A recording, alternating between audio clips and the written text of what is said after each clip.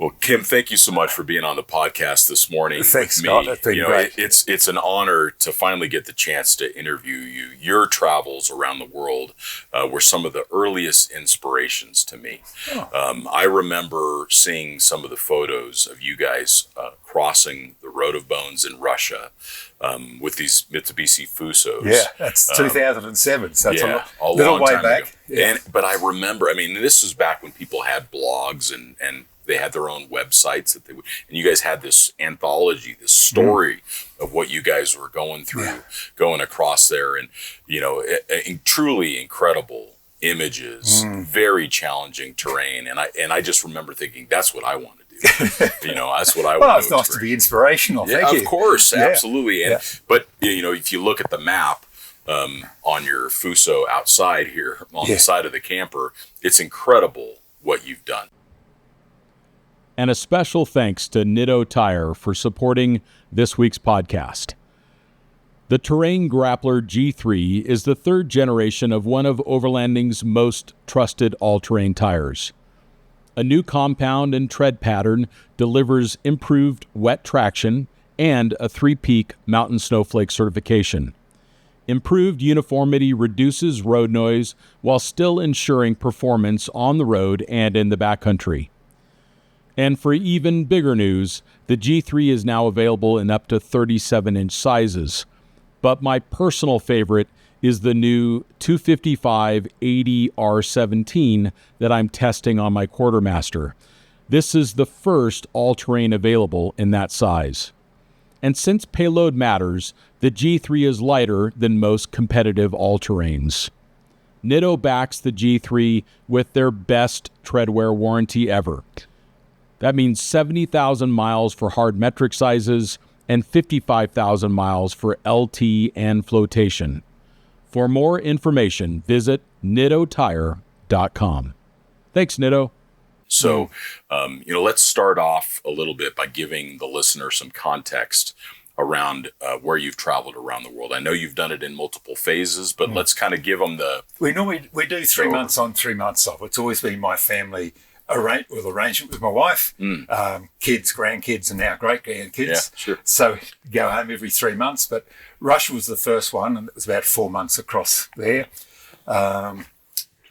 During that period of time, I designed another product, which finished up becoming Earth Cruiser. Yep. 2010, when I sold Earth Cruiser, we shipped it to Malaysia, Thailand, Cambodia, Laos, China, Tibet, back into Russia. Wow. Across to the States, Alaska to South America, then to Africa, from Southern Africa to Northern. And you did up the East Coast for that? No, we went up the centre. The East Coast was problematical, as Africa is from time to time. Sure. I went up through Sudan. And Sudan's problematical now too. Then Europe, Iceland, Scandinavia. And back into Australia. And that's where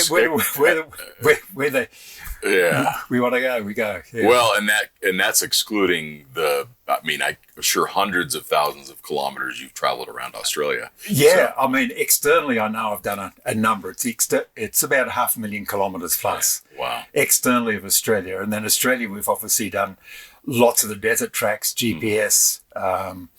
A couple of years ago, we went out looking for meteorite craters in the Simpson Desert. And that was all GPS. No roads, no tracks. There they are on Google Maps. That looks interesting. Let's go there and find out what it's all about. Oh, yeah. Incredible. So, cool.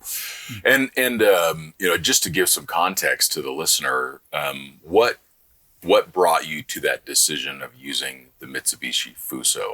I think they're awesome, but let's let the listener understand why you choose those I've done trucks. Off-road challenges we were 10 years in the Outback Challenge. Yeah. I did 3 Rainforest Challenge in Malaysia. Yeah. A couple of New Zealand Winch Challenge series. Sure. That was all on Nissan Patrol. And we went through the stage of, as everyone does, swags, and then a pop-top trailer camper, and then had a couple of troop carriers with pop-top roofs. Sure. It evolves what is ideal for you. Yeah. And to do true international travel, you really have to have Well, I have a saying, you don't want to buy the biggest one that you can afford. You want to live in get the smallest one you can live in. Yeah, that makes sense. And I guess the Fuso and Isuzu 4x4 NPS series is appropriate for that. Yeah. It's 50 mil wider or 2 inches wider than a Land Cruiser. Yeah. It's about 100 mil longer than a Land Cruiser. Right. So it goes down. Every track in the world is made by a Land Cruiser or a Land Rover. Yeah. So you need to be able to drive down those roads. And that's so true. And the fact that it's built on a medium to heavy duty chassis, so you've got the payload now to support it. Correct. Well, this is actually 1.3 or 1,300 kilo below the GVM of the vehicle. So your power to weight ratio is important as well too. For sure. You have a heavy vehicle, you're deeper in the bog hole, you're slower uphill, your braking distance is longer. Yeah, sure.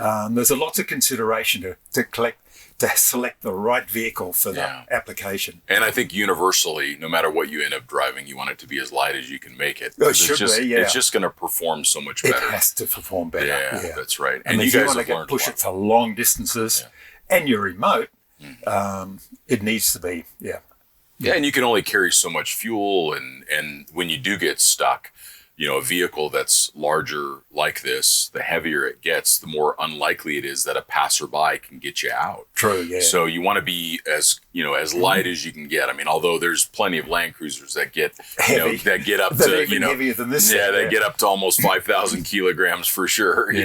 But they do get heavy. But it's important to not be so heavy that you can't get pulled out. That's why I've always stayed away from things like a man truck or whatever. Is that you've got to get some kind of a commercial recovery. Yeah, well, if you're remote, that's very difficult. Very difficult, and big dollars if you do manage to find right. someone. Yeah, you read about these guys that get stuck out on these salt pans, and they're out there for weeks. And they bring out the first tractor, and that's not enough, and then they bring out the second tractor, and then I mean, it takes the whole village. Yeah, that's right. And a whole bunch of money to make that happen.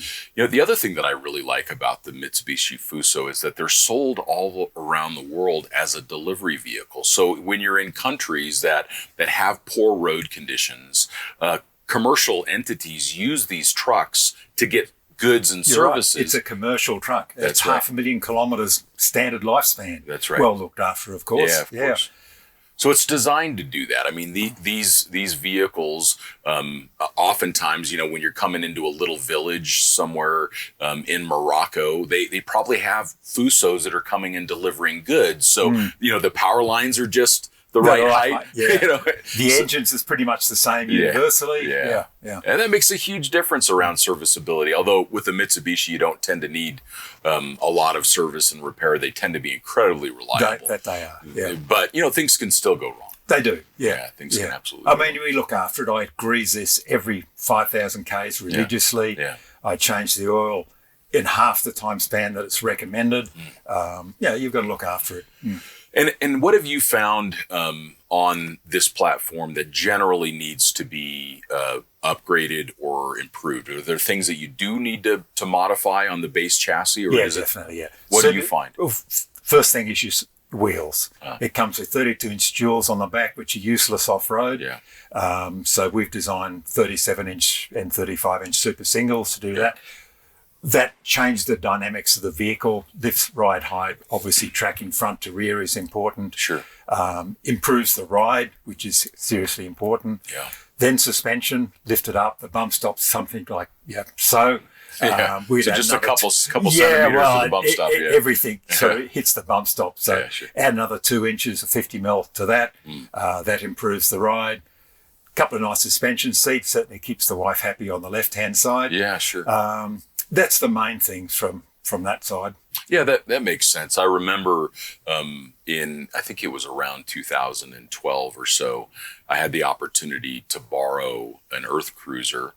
This would have been shortly after you sold the business. And I was able to borrow a Earth Cruiser and take it to Fraser Island. I mean, getting off the ferry and all that. Yeah. To have high flotation tires. Perfect. Makes such a huge difference. So while I was on the ferry, I mean, nobody tells you, but I knew what was coming.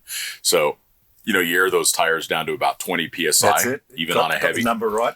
Even on a heavy truck like that, on a Jeep, you'd air it down to 12 or whatever. But on a heavy truck, you can only go so low. So being able to air down like that, and then it just crawled right off. You go right up, straight into that soft sand. Yeah, that's right. But you just keep going. Yeah, it did fine. It's quite impressive. Of course, the Land Cruiser right behind me got bogged because they hadn't aired down. It was still a stock vehicle. I think it's all okay. Yeah. But, it's being able to drive around that island, it's one of the most incredible places on the planet to overland because it seems like you're in another world. I mean, you got dingoes running down, the beach. You've got these crystal clear water lakes. And you've got this heavy rainforest inside. Yeah, it's just spectacular. And the bird life is incredible. And to be able to drive on the beach and to camp on the beach is just awesome. And what people don't realise, it's 160k long, that beach. Yeah, it's a long way. Yeah, you've got to go over a couple of headlands and the rocks, but it's a spectacular island. Yeah, it's super cool. And I was impressed by the overall performance of the Mitsubishi. One of the things I think that's really nice about Australia, nobody likes regulations, but because Australia has regulations on tire height and lift height, all of the vehicles are kind of built to the same level of capability. Yes. Whereas in the US, you can put a 37 or a 40-inch tire on something. So if that vehicle goes through a trail and creates a rut, every other vehicle behind them's in trouble. That's right. Whereas in Australia, everybody's got pretty much the same size tire. They've got pretty much the same lift on them. Nothing's much bigger than the 37-inch tire. Exactly. And that would be on a vehicle like this, which is much larger. So what I loved about that is that I could take that Mitsubishi Fuso everywhere that everybody was going with the Land Cruisers because nothing was overbuilt. Correct. Now, and that isn't to say that there aren't technically challenging trails in Australia, but they're just less common. Correct. Like all the main overland routes are all driven by basically the same kind of vehicle. That is right. Yeah, whether you do a desert trail or you say Fraser Island or Cape York for that matter too. Yeah, even if you're doing the canning stock route, we drove them in 70 series Land Cruisers with 33 by 10 inch tall tires, and the track width was perfect. And we never encountered obstacles that had been really chewed up by a huge overland vehicle. Put something with a 42 on. Exactly, which makes it impossible to get through. That's something that I really like about Australia. And then you have to be a better driver.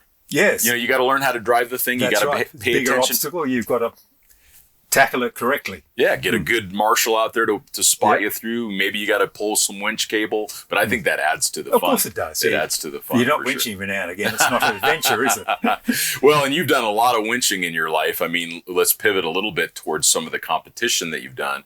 And I think that all of this kind of comes back to the fact that you've learned so much about building overland vehicles and campers because of the fact that you've pushed yourself personally, not only in competition, but in international travel. So you've made a bunch of mistakes. I know I have. Yep. I've made a ton of mistakes that now inform the decisions that I make. Yeah. Well, I can now build this based on the off-road winch challenge type competitions where powder weight's critical. I mean, with a competition truck, we stripped the inside linings out, the air conditioning went out. I used to joke with everyone, we used to cut our toothbrushes in half to save weight. Yeah, sure. True story.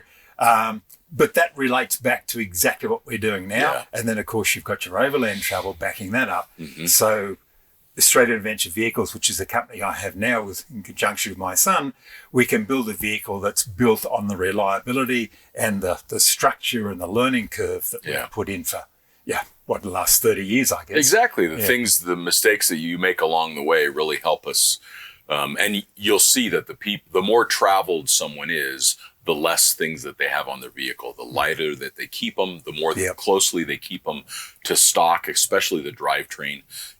That idea of that wild supercharger sounds cool. Yeah. But where are you going to find the pulley for that thing in the middle of Tajikistan? You're just correct. Not. Yes, You're not. No. Maybe they can machine one up for you. But you've got to do it.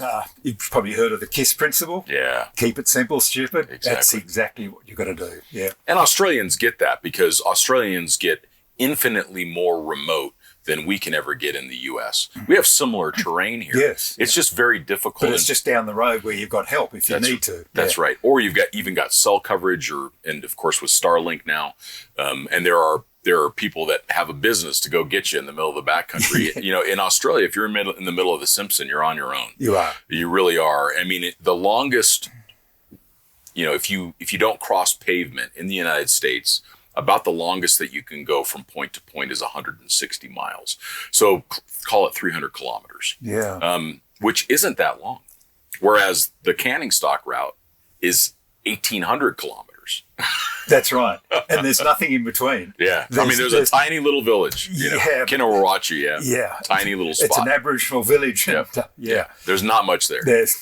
Fortunately, you can now get fuel there, but you used to have to order your fuel well in advance. That's right. Have it staged in drums and stuff like that. 44-gallon drums. Yeah. That's right. Exactly. Yeah.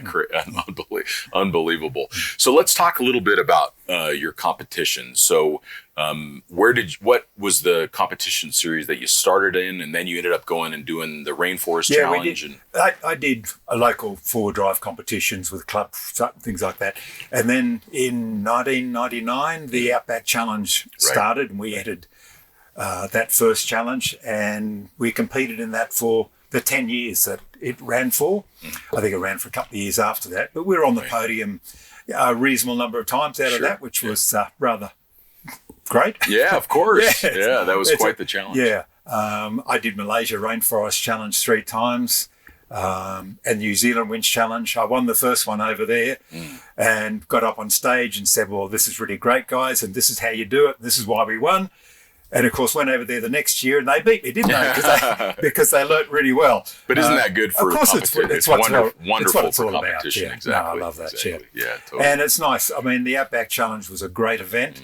And I have to pleased to say that after 20 years, we're still mates. A lot of those people who you camped with and competed with and against are some of the best mates we've got. So it's a great fraternity. You and I have a little bit of shared history in that. I was invited over to compete in the Outback Challenge that was held in Northern Africa.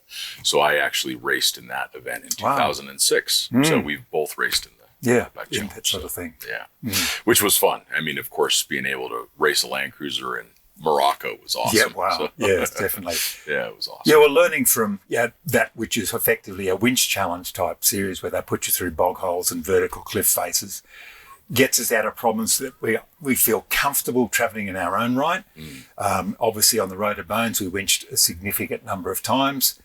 We've been bogged in a sand hollow in the Gobi Desert, self-recovered out of that by burying the tyre and winching. Yeah. I guess the other time my wife and I were in Kenya, in the Kafue National Park in Kenya, in a swamp, and finished up buried there and not movable. So there was nothing in front of us. So I ran the winch cable underneath the vehicle using a set of D shackles and the extension back to a tree and self-recovered from that. So it gives you, or certainly me, confidence to be able to say, yep, we can do that track, but also confidence to be able to look at that track and say, no, that's beyond where I'm going to take the module, which we're going to live in for the next X number of months or years. Yeah. I really want to expose my house to that obstacle? Yeah. Do I need that? And my wife's fingernails on my thigh normally says, enough, guys. That's enough. Yeah. And she's probably learned a lot through the years. So if she says enough is enough, enough. When she gets out and takes a photograph, that's her way of saying, well, I'm not in here, but you are. But there is a limit after that as well, too. So we respect both sides. It's for great. Sure. Well, you have to if you want to travel well with your partner. That's right. Not a week goes by that someone doesn't reach out to ask how they can help support the podcast. We are supported entirely by Overland Journal, the magazine. So when you become a subscriber to the Overland Journal print magazine, you get this beautiful book that comes in 5 times a year. It also gives you access to our digital archive.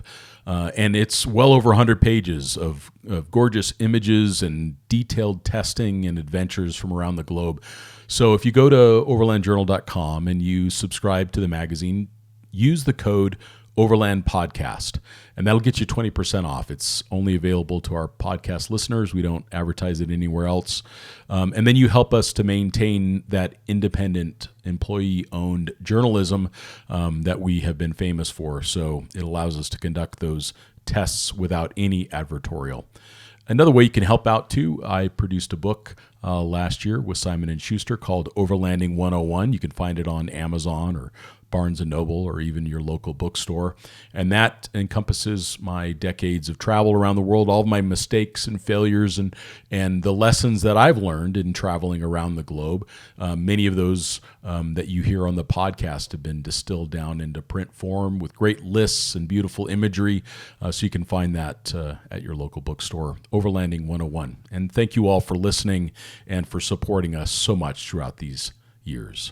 Well, let's talk a little bit about how you, the mindset that you have towards recovery. So you've had to do expedient recoveries, of course, under competition conditions, and then you've been able to take your time and be methodical. You can come in here and make a cup of tea if you need to. That's exactly what we try and do. If we stuff up, let's say,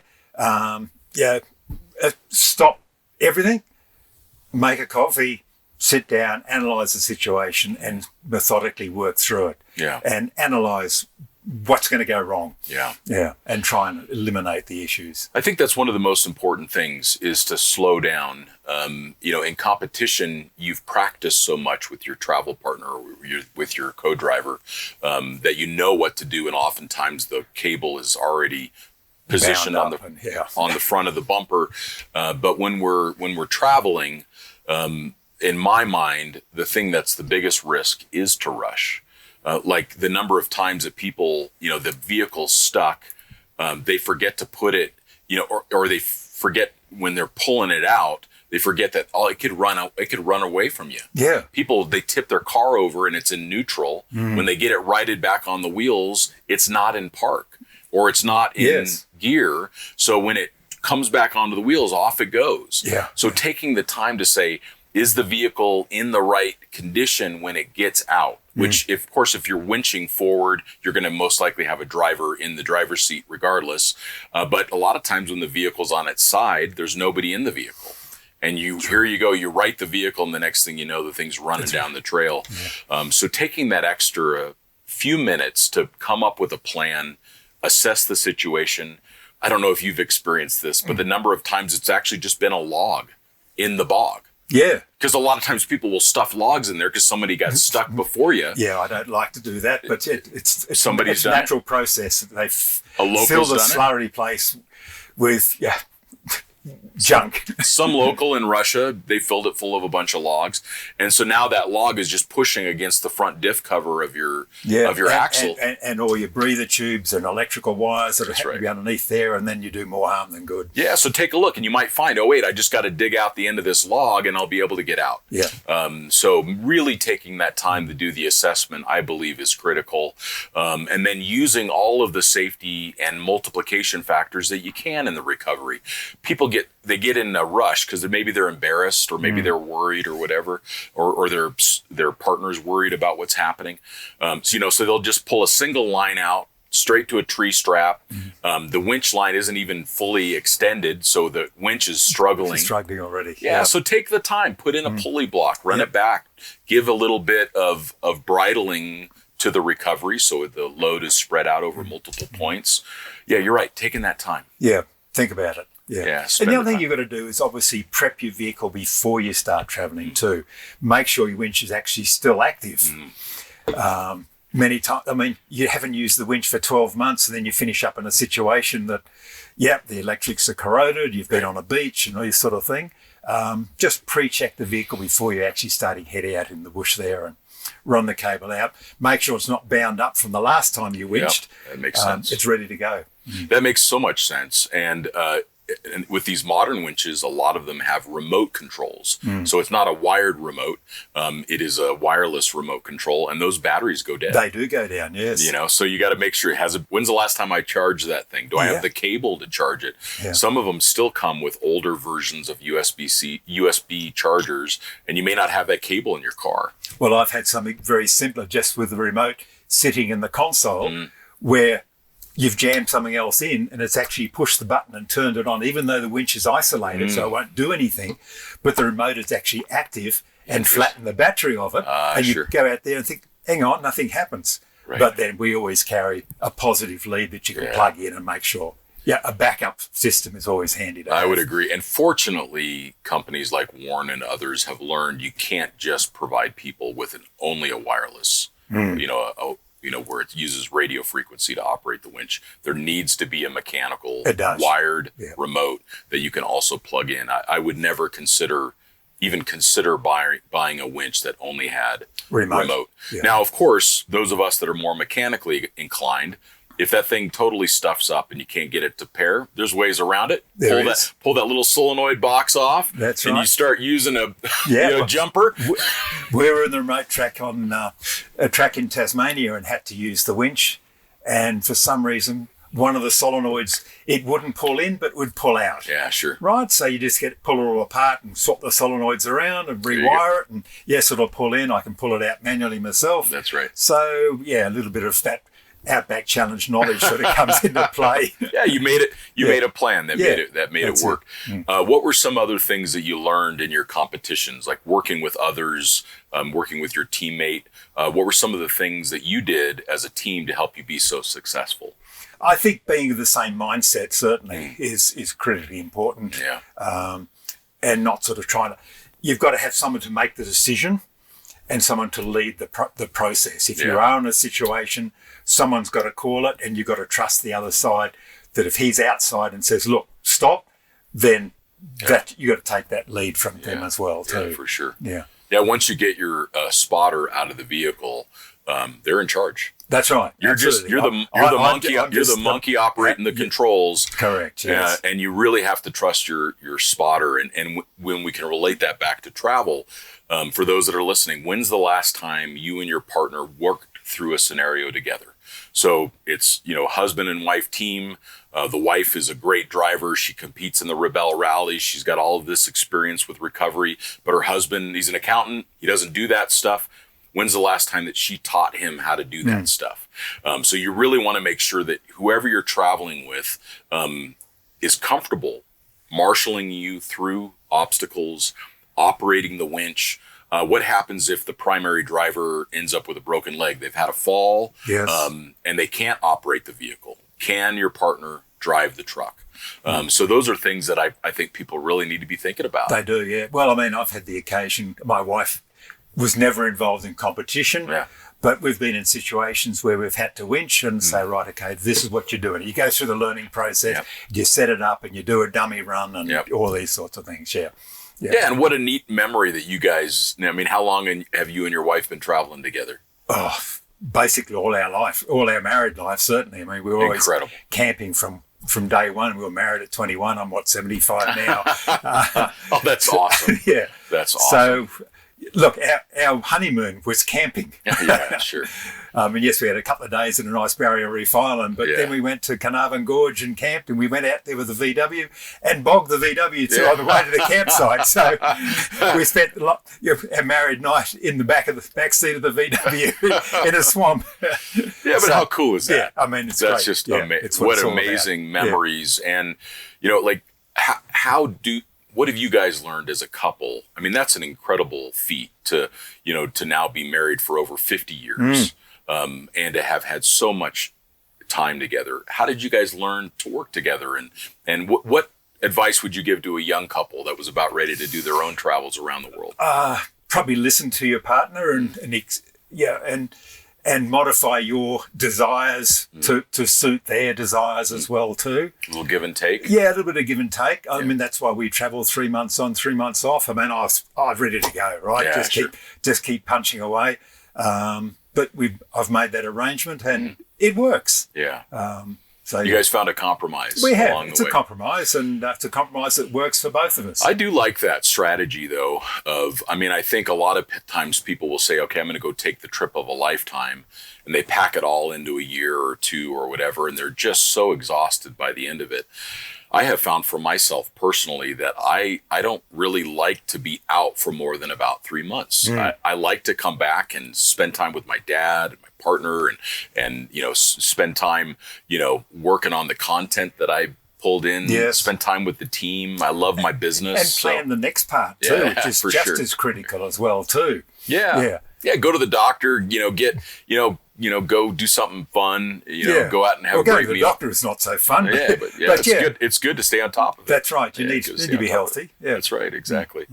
Yeah. I like that tempo of those couple months off, couple months on. And I think more people should consider that. I think that would help them travel for longer. Sometimes you can work out an arrangement with your employer where you can come in and out of projects and do those kinds of things. That I first started to be able to do that because I was a consultant. I was a software consultant. So I would do a big project and then the project would finish and I could go travel. And then I would travel until the next big project started, which sometimes it was a couple weeks, sometimes it was a month. Yes. And that really gave me the opportunity to get out and start to explore. So you can oftentimes find work that supports that. In your case, because you founded several businesses yourself, you and your family, your son and your team can operate the business while you're away. That's right. Yeah. The other thing people ask is, what do you do with the vehicle when you fly back home? Well, I sort of say, okay, look, you can pay for storage, which I'm doing next week.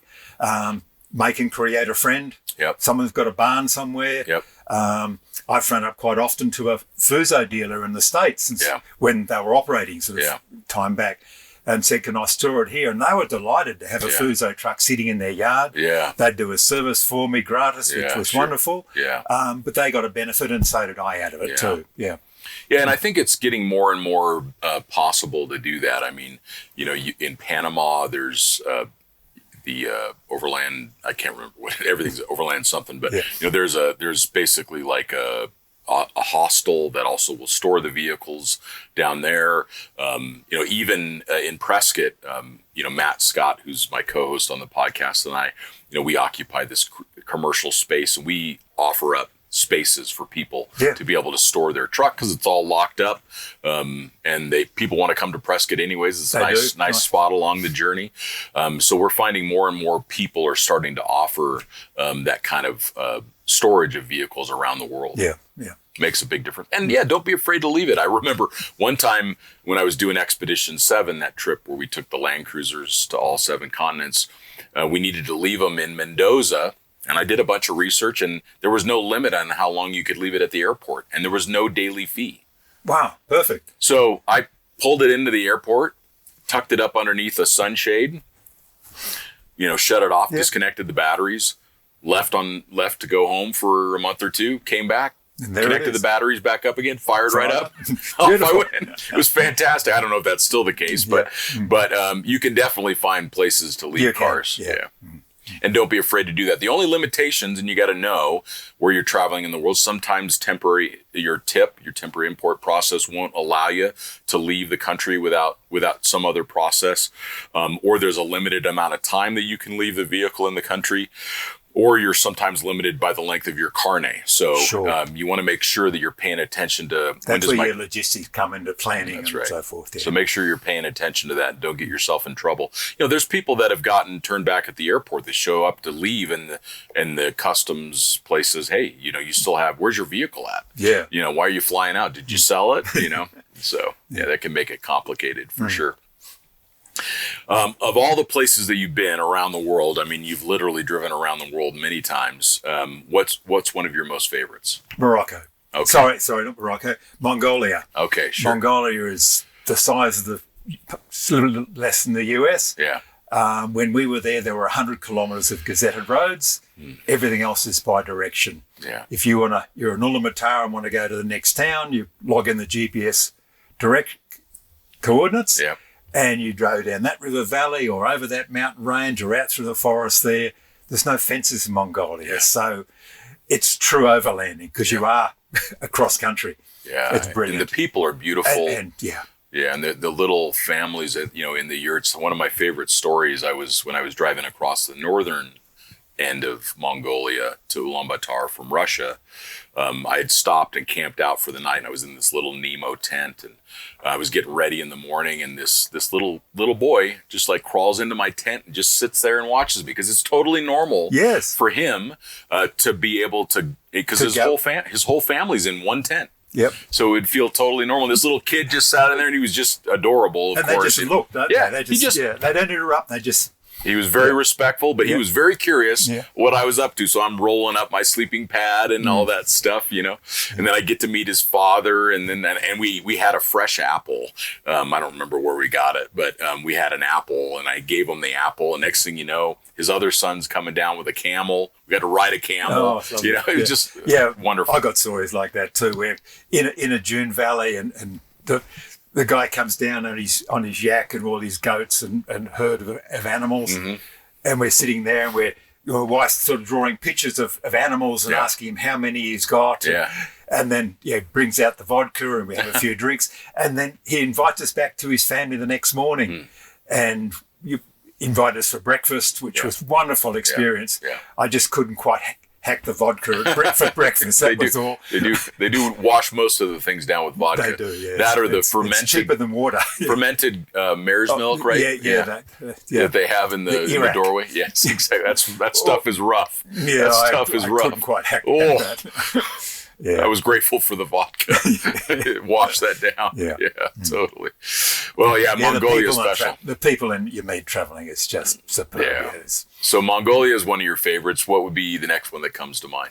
I think you'd have to say just South America generally. Australia doesn't have the mountains that South America has.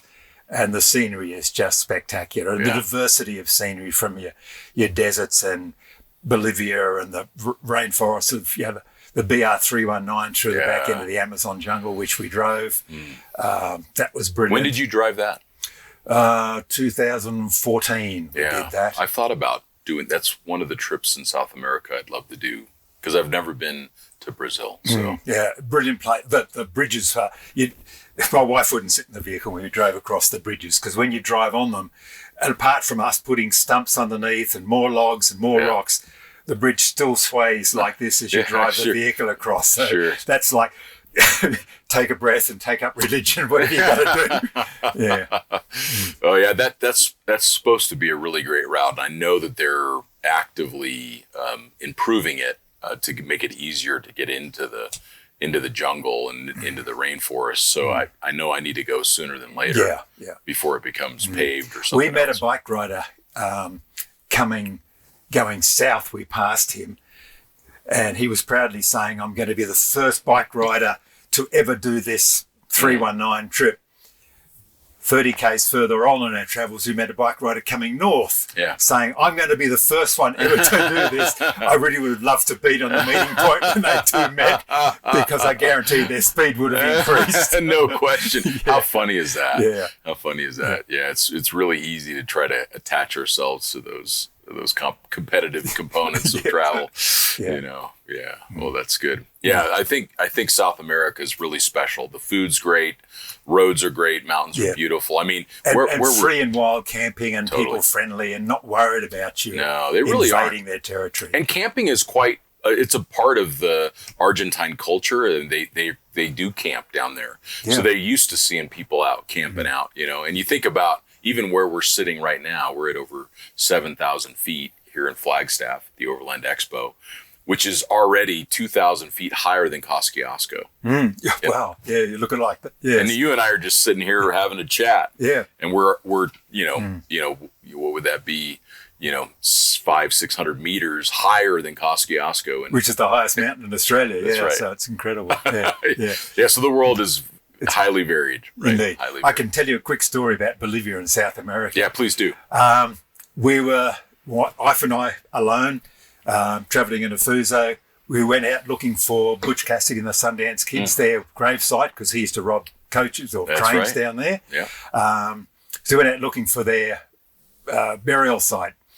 Overnight, went minus 15. Whoa. Diesel froze, water froze. We actually had a flat tire at the same time. And I wouldn't say we were lost in the desert, but we were certainly remote and not a soul around. The next morning, it was cold, right? Yeah. Wouldn't start because the diesel had turned to like a slushy. Bit of a gel, A gel. So I finished up taking the exhaust pipe out of the diesel heater, ran that into the fuel tank, melted the fuel, which managed to get us started.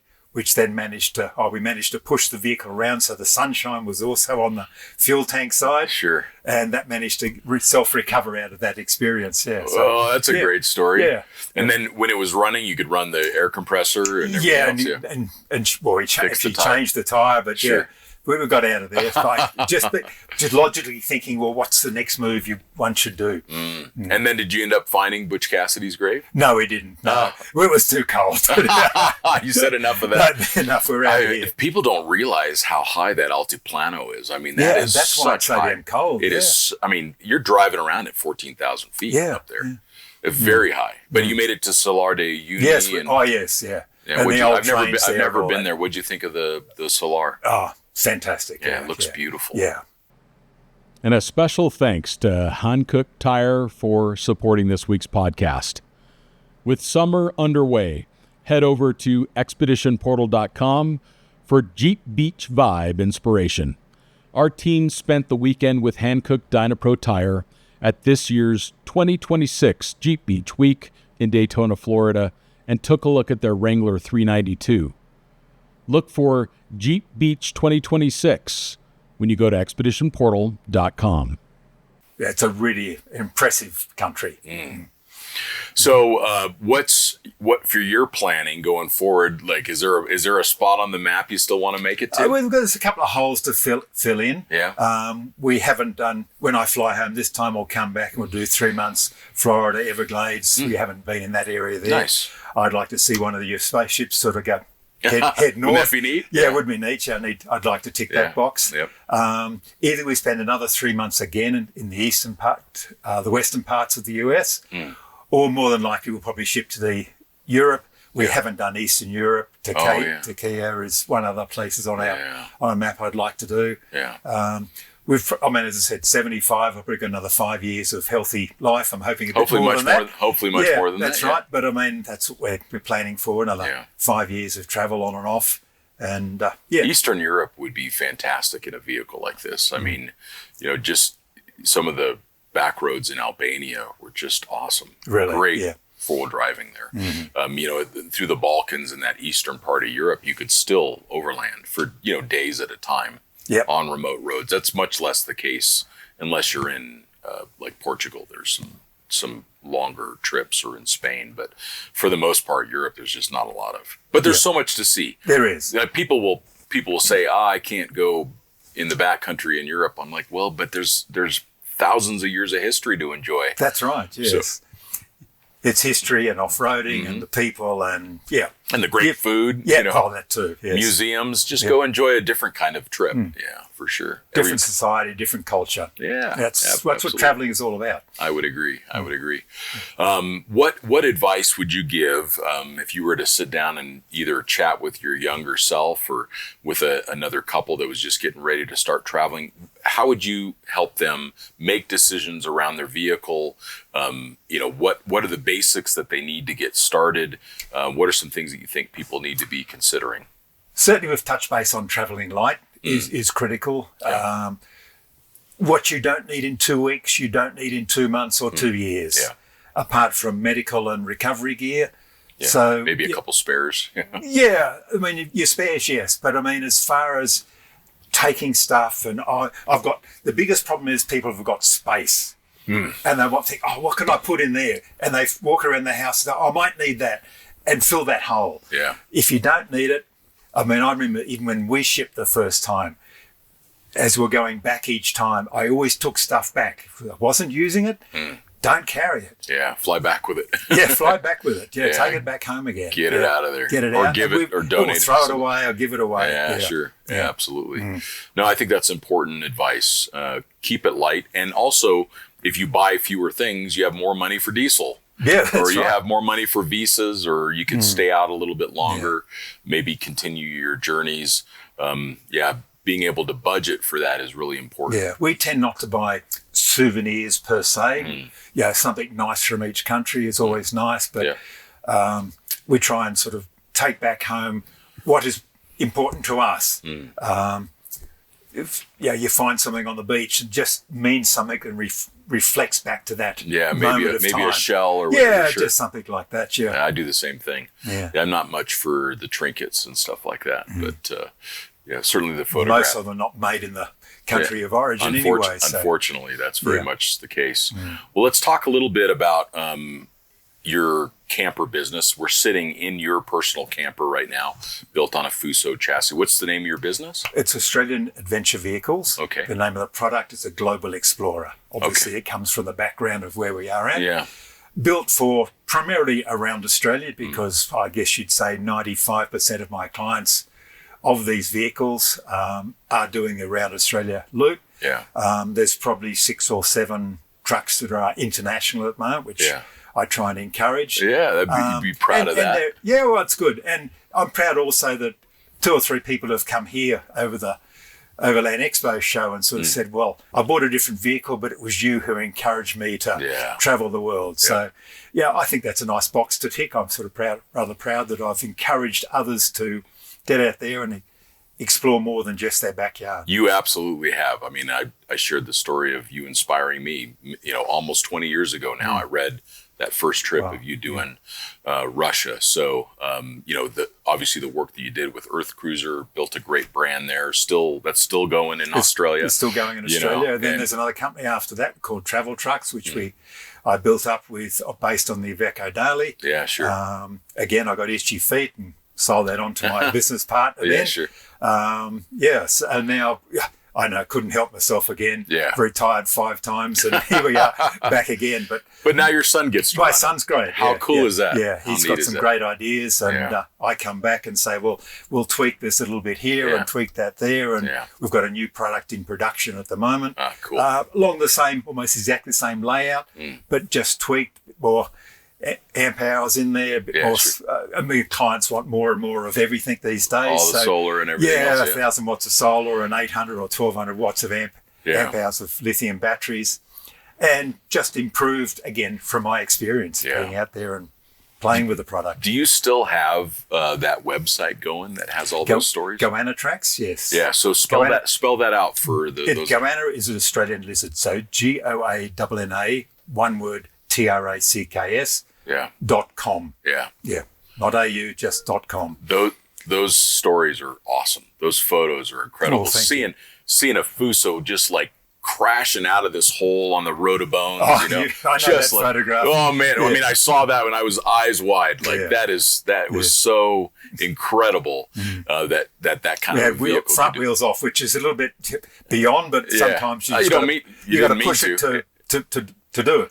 Yeah, what Land Rover says, as slow as possible, but as fast as necessary. In that case, that was as fast as necessary. That's what it is, yeah. That's right. Yeah. Exactly. And then do you guys have any social media accounts that you can point people towards? No, not really. How about for the business?